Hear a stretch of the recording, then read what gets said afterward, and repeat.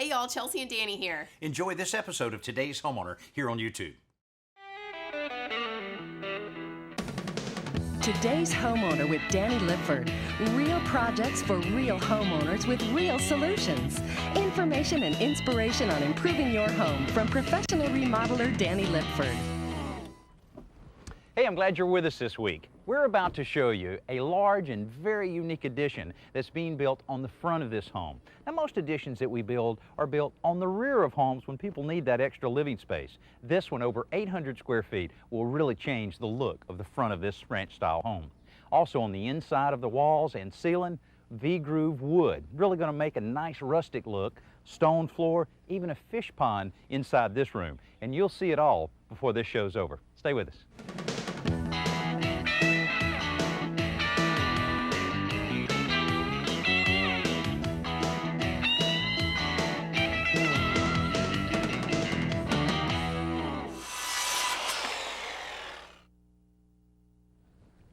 Welcome back to the show. I told you it would be a large addition. Now, we've been able to complete all of the framing. We have our shingles on, so most of the work that's taking place is on the inside of this job. And that's what we really want to focus on, a lot of the real neat things that are taking place on the inside.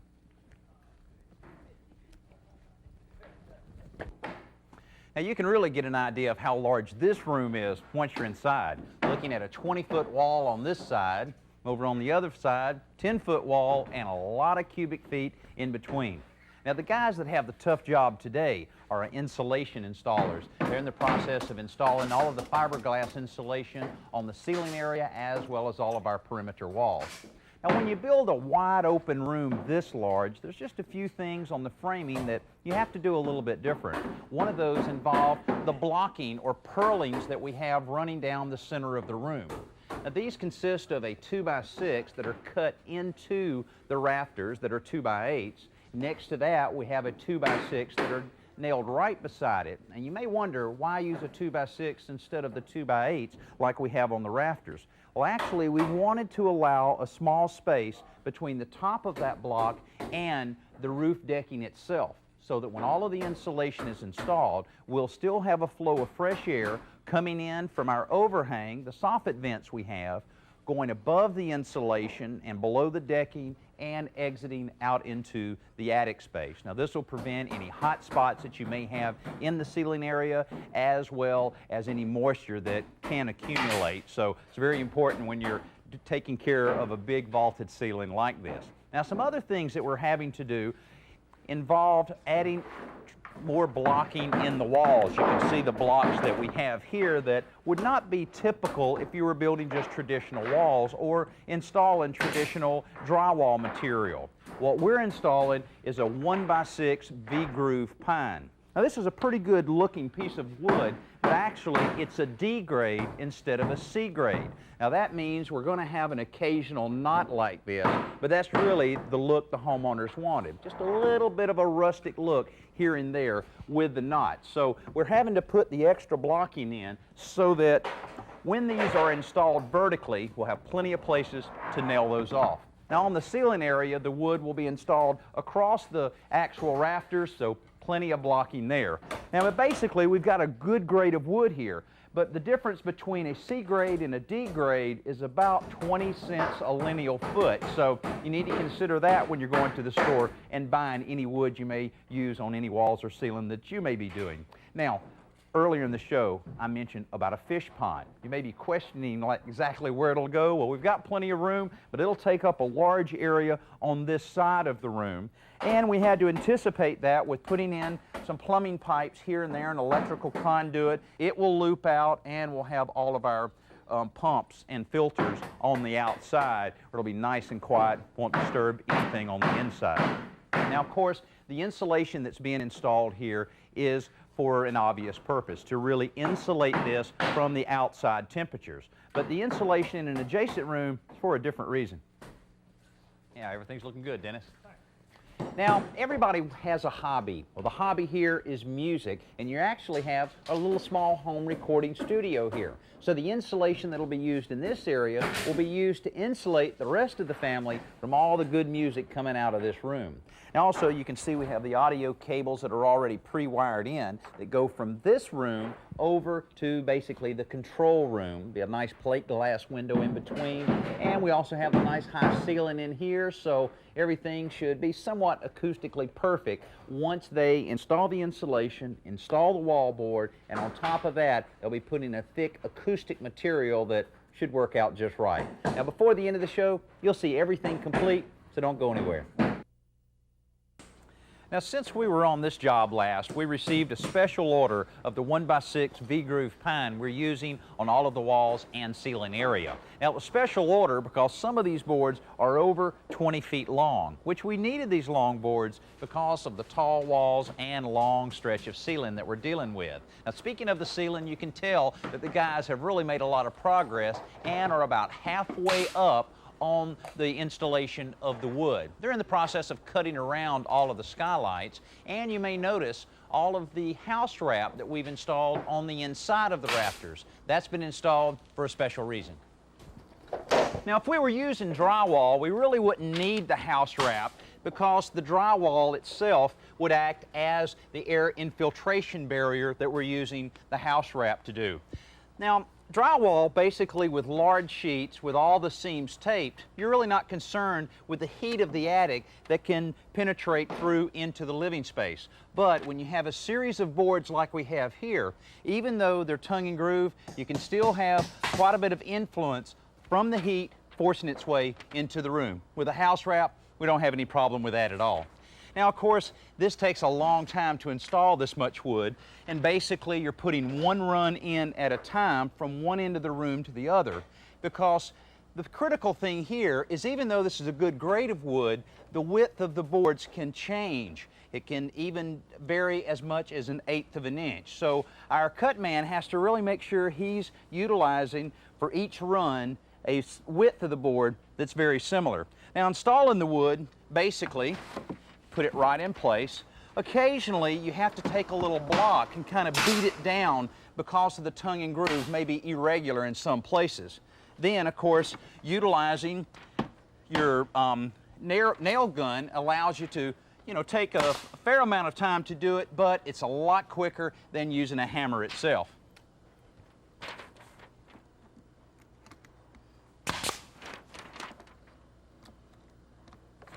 There you go.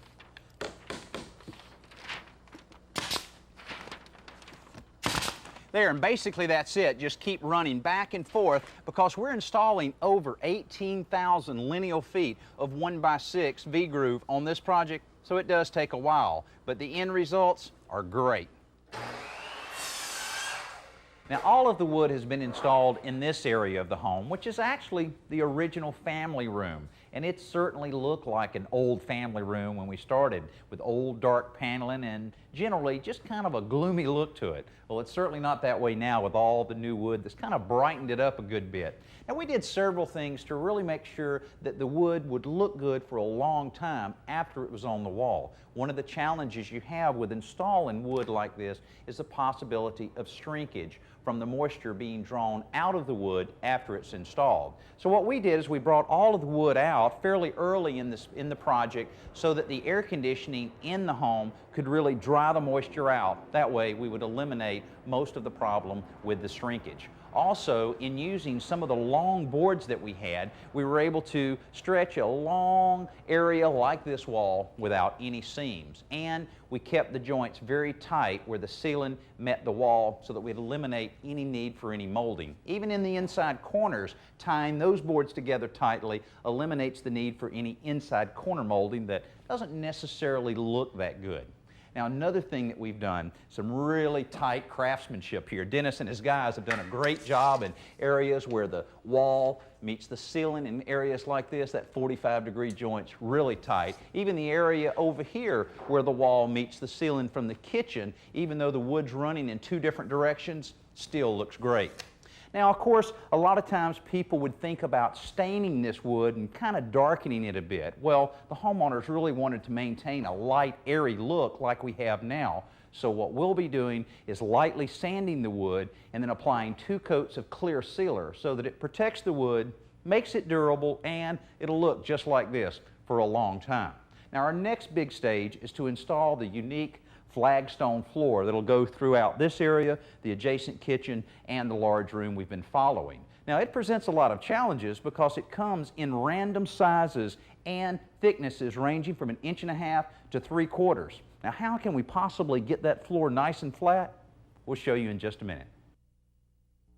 Well, with this much wood going on the walls and ceiling of this project, it took quite a while. For 4 guys, over 2 weeks, but it's all complete now, as well as all of the trim around the windows and along the baseboard. This is a very simple way of trimming out a window by using a 1x6 pine, ripping it right down the middle with a table saw, then using a router to create a small rounded edge here. Then we resanded it and it was installed. Just perfect to blend in with all the wood we have on the walls. And we did the same for the baseboards in using the same type of pine to create the baseboard, the little rounded edge, and occasionally having to go to a wider baseboard to go around where some of our plugs are. But after all the wood was installed, then our painter came out in order to start preparing the wood, putting in putty in the nail holes, sanding and cleaning the wood.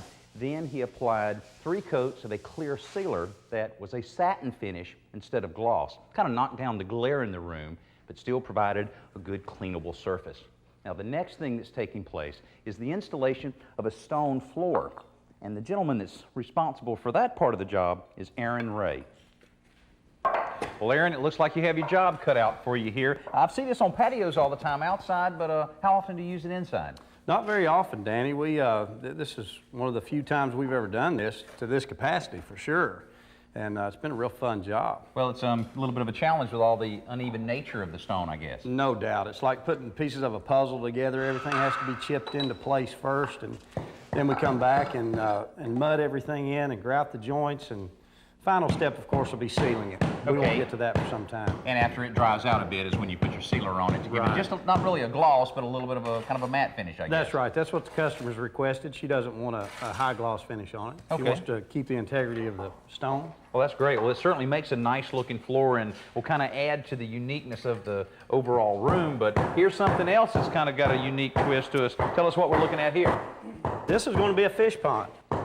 This particular client has a pond outside and has a fetish for fish, and she wants to bring them indoors. I got you. Okay. So we're happy about what's that. involved in the construction? I guess concrete blocks, and you're setting them what, right down on top of the slab? For sure. The first thing we had to do before the concrete guys came in, before the slab guys came in, is we came in and stubbed up our pipe work. You know, bottom drains, intakes, overflows, electrical cord chases. I see. That was the first step, and then after they poured, we came back in and did the block work, and these are filled solid with concrete.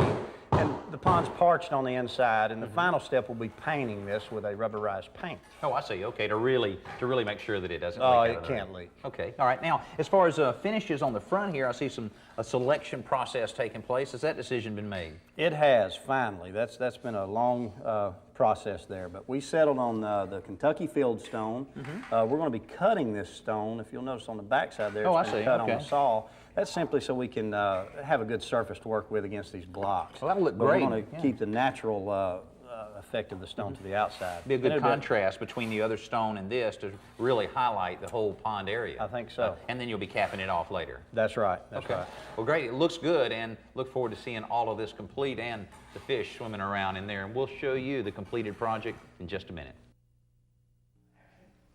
What an impressive room. The size alone makes an impact, but with the natural wood and stone surfaces, it really stands out. Now, everything's complete, including the new pond that was built a few days ago. The homeowners are in the process of selecting plants and fish to finish that area off. Also, the home studio is complete, and everything outside to really make this addition blend into the existing home.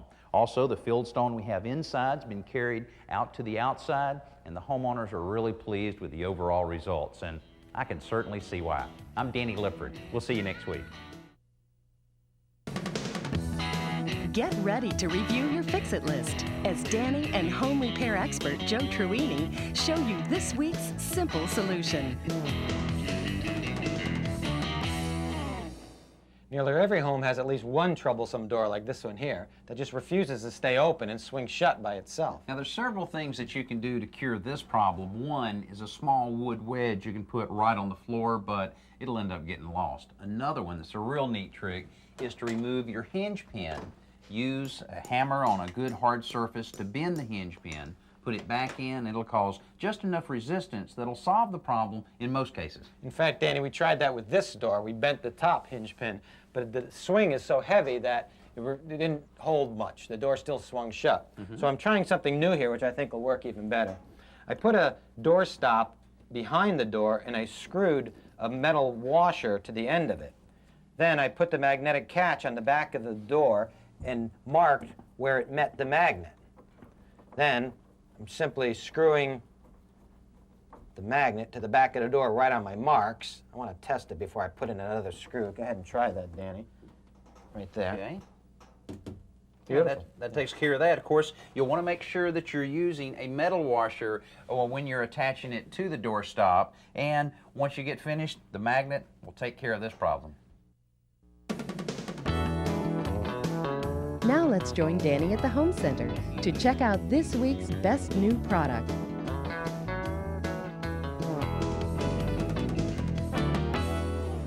In the past, if you were looking for a bathroom countertop that you would install yourself, your choices were fairly limited. You could go with ceramic tile. Boy, that takes a long time. Plastic laminate, a little bit easier. Cultured marble, it's okay. But if you really wanted the natural stone look of granite, you had to call a granite contractor, have it custom fabricated, and have them install it. A lot of cost and a lot of time. Not anymore. Ramallah Stone is packaging pre-cut pieces of granite that are fabricated, polished, and ready to be installed on standard vanities. There's about 5 different sizes and several different colors that are available. Now, the pieces themselves already have the pre-cut faucet holes, the polished rim for a sink, as well as 3 of the edges are polished as well, so that if you have a freestanding vanity, it's not a problem. If this mounts against the wall, you have splashes that you can use for that, as well as a splash for the back. That's all included in the kit. Now, to glue that on or to under counter mount a sink, you have the included epoxy here. This is pretty neat. Here's the 2 different parts of the epoxy. In order to mix these, all you do is remove this spline and then knead this package together to mix it up. Then to apply the glue, you clip off the corner, then you're able to squeeze it out and apply the epoxy to attach your backsplashes or the sink itself. Now, all of this is available from $90 to $260, a fraction of the cost of regular granite fabrication. Now let's go outside for Around the Yard with Danny and lawn and garden expert Barbara Katz.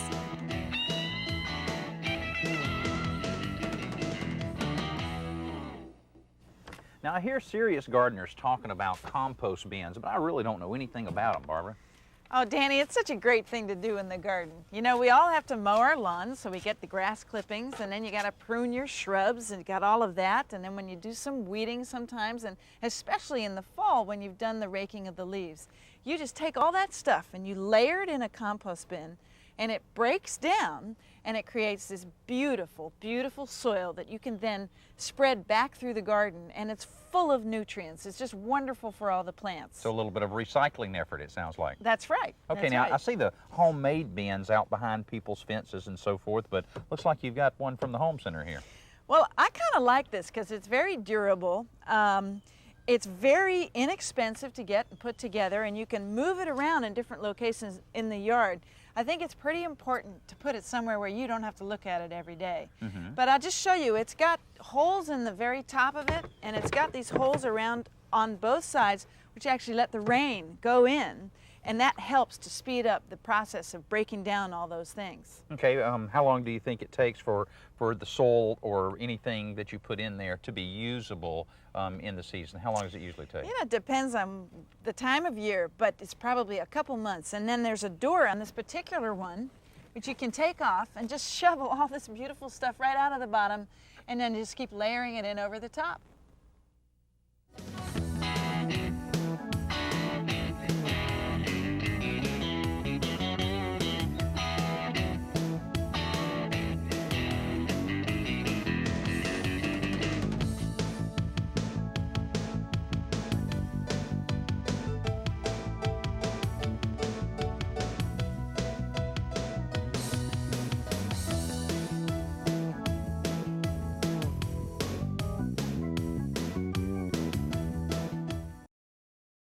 Hey, thanks for watching this episode of Today's Homeowner. And don't forget to comment, like, and hit the bell icon so that we can notify you when new videos are posted. And don't go anywhere, click around and continue the home improving fun.